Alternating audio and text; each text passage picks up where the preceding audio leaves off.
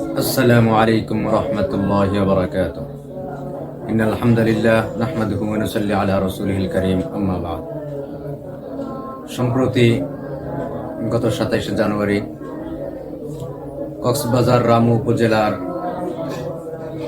মুনসেফ নামের এক যুবক মাগরিবের নামাজে দেরি হওয়ার কারণে তাড়াহুড়ো করে মসজিদে জামাত ধরতে গিয়ে থাই গ্লাসের সাথে ধাক্কা লেগে গ্লাস তার উপরে পড়ে তার গায়ে বিদ্ধ হয়।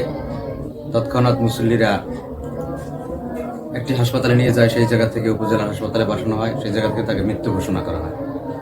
তো যে বিষয়টা নিয়ে কথা বলতে যাচ্ছি সেটা হলো, সম্প্রতি এই ঘটনার দ্বারা একটা বিষয়, সেটা হলো তাড়াহুড়ো করার কারণে, নামাজে তাড়াহুড়ো করে মসজিদে আসার কারণে, তাড়াহুড়ো করে জামাত ধরতে গিয়ে এই ঘটনাটি ঘটেছে। এটা তো স্পষ্ট যে নবী করিম সাল্লাল্লাহু আলাইহি ওয়াসাল্লাম অনেক হাদিসের ভিতরে এই বিষয়টি উল্লেখ করেছেন, তাড়াহুড়ো করে মসজিদে আসতে নিষেধ করা হয়েছে। এই হাদিসে রাসূলুল্লাহ সাল্লাল্লাহু আলাইহি ওয়াসাল্লাম বলেছেন, যখন তোমরা একামত শুনতে পাও তখন জামাতে দাঁড়াও বা নামাজের জন্য আসো। ইমামের সাথে যতটুকু পাও ততটুকু আদায় করো, অতঃপর যতটুকু ছুটে যায় সেইটুকু সালাম ফেরানোর পরে আদায় করে নাও। হযরত আবু হুরায়রা রাদিয়াল্লাহু তাআলা থেকে হাদিসটি বর্ণিত।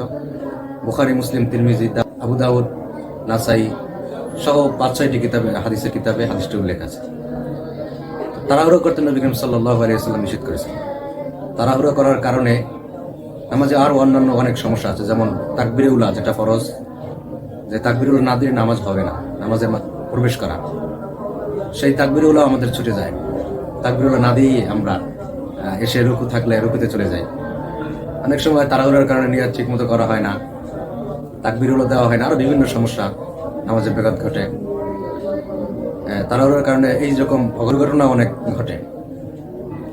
সম্প্রতি ঘটনার মাধ্যমে আমাদের বিষয়টা আসলে লক্ষণীয়। এই জন্য রাসূলুল্লাহ সাল্লাল্লাহু আলাইহি ওয়াসাল্লাম হাদিসে ধীরস্থিরভাবে, তাড়াহুড়ো না করে ধীরস্থিরভাবে নামাজের জন্য যেতে বলা হয়েছে।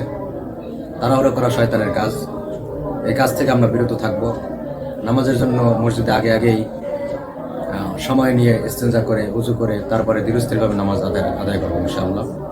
আল্লাহ তাআলা এই নামাজের মাধ্যমে আমাদেরকে সকল অশ্লীল কাজ থেকে বিরত রাখবেন এবং এই নামাজের মাধ্যমে আমাদেরকে কামিয়াব করবেন।